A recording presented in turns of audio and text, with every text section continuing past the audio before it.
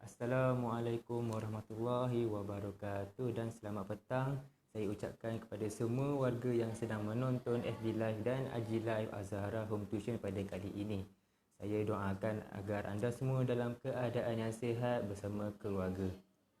Jadi pada sesi perkongsian saya pada kali ini, saya akan membincangkan topik yang agak menarik, tetapi sebelum itu izinkan terlebih dahulu saya memperkenalkan diri saya. Saya Nazrin Aiman Ahmad Makmun, merupakan pegawai sumber manusia di Azhara Home Tuition. InsyaAllah kepakaran kami adalah membantu ibu bapa dalam meningkatkan tahap pencapaian anak mereka sehingga mendapat A setiap kali peperiksaan, insyaAllah. Jadi saya juga ingin mengingatkan kepada anda supaya menekan butang like dan komen apa sahaja di ruangan komen, dan yang paling penting jangan lupa untuk menekan butang share supaya video ini dapat disebarkan kepada orang ramai. Okey, berbalik pada topik yang saya ingin kongsikan pada hari ini. Topik yang saya akan kongsi pada hari ini ialah berkenaan dengan cara meningkatkan tumpuan semasa belajar. Jadi topik ini sebenarnya saya tidak hanya fokus kepada pelajar sahaja. Sebenarnya tips ini ialah dia boleh guna pakai untuk kepada seseorang yang sedang bekerja. Kerana seseorang yang bekerja juga memerlukan daya tumpuan yang baik.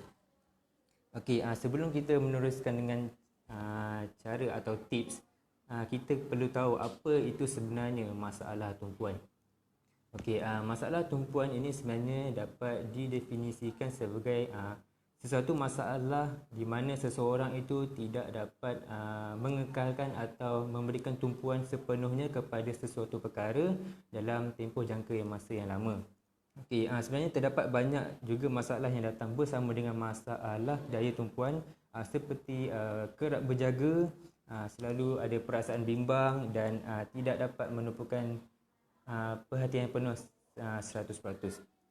Okey, kita dah tahu apa itu masalah tumpuan. Okey, apa puncanya? Okey, punca yang pertama yang kita dapat tahu di sini ialah penat dan letih. Okey, penat dan letih ini ialah sebenarnya ia adalah musuh utama bagi masalah tumpuan. Kerana terdapat satu kajian di mana mereka mendapati bahawa otak kita ini telah dilatih untuk bekerja di bawah sesuatu perkara yang spesifik, dan hanya keletihan dan penat sahaja yang dapat memberikan kesan negatif terhadap keupayaan tumpuan ini. Okey, yang keduanya ialah multitugas. Okey, multitugas ialah situasi di mana seseorang itu mampu untuk melakukan pelbagai kerja dalam sesuatu masa. Okey, bukan saja kerja. Contoh lain yang saya boleh berikan ialah contoh seseorang pelajar itu mampu belajar pelbagai subjek dalam sesuatu masa. Mungkin kedengaran multitugas ini sangat bagus, akan tetapi hakikatnya ia akan memberi kesan kepada daya tumpuan dalam jangka masa yang lama. Okey, apa yang saya boleh simpulkan dengan multitugas ini ialah semakin bertambah multitugas seseorang itu, semakin merosotlah keupayaan otak kita untuk mengekalkan fokus. Okey, kita akan teruskan dengan cara penyelesaian atau tips bagaimana untuk meningkatkan daya tumpuan. Okey, yang pertama yang saya boleh cadangkan ialah dengan mengambil sedikit masa untuk berehat. Sekiranya pelajar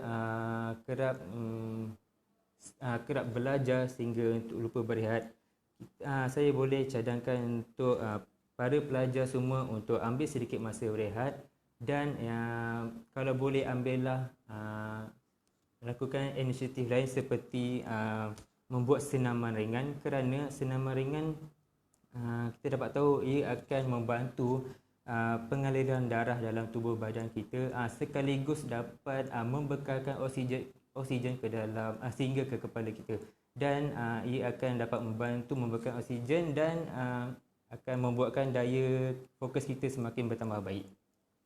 Dan yang kedua ialah hadkan gangguan lain. Apa yang maksudkan dengan hadkan gangguan lain ialah seperti contoh, jika seseorang itu sedang belajar dan ada handphone di sebelah, saya akan sangat yakin bahawa pepelajar itu akan lebih tertarik untuk bermain dengan handphone. Okey, itulah maksud saya dengan hadkan gangguan lain, kerana kita kena jauhkan segala benda yang boleh mengganggu tumpuan kita. Okey.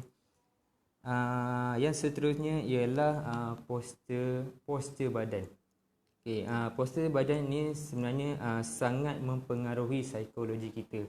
Sebagai contoh, sekiranya pelajar ingin mengulang kaji pelajaran, tetapi dia mengulang kaji pelajaran dalam keadaan baring, secara tidak langsung ia akan membuatkan pelajar itu akan berasa ngantuk dan ia akan mengganggu fokus pelajar tersebut. Okey, jadi apa yang kita boleh lakukan dengan postur badan ini ialah kita kena sentiasa mengekalkan postur badan yang dalam keadaan bersedia, supaya minda kita sentiasa juga berada dalam keadaan bersedia untuk belajar. Okey, jadi apa yang kita perlu elakkan ialah kita perlu elakkan daripada melakukan postur badan yang menunjukkan sifat negatif, seperti contoh kita menongkat dagu, buat mata kuyup. Jadi itu semua perkara akan mengganggu kita punya fokus untuk belajar. Jadi poin saya yang terakhir ialah banyak minum air. Okey, kerana otak kita sebenarnya terdiri daripada banyak kandungan cecair. Okey, semasa kita belajar, kita sebenarnya banyak otak kita sebenarnya sangat aktif beroperasi, dan kesannya ia akan banyak kehilangan air dan oksigen.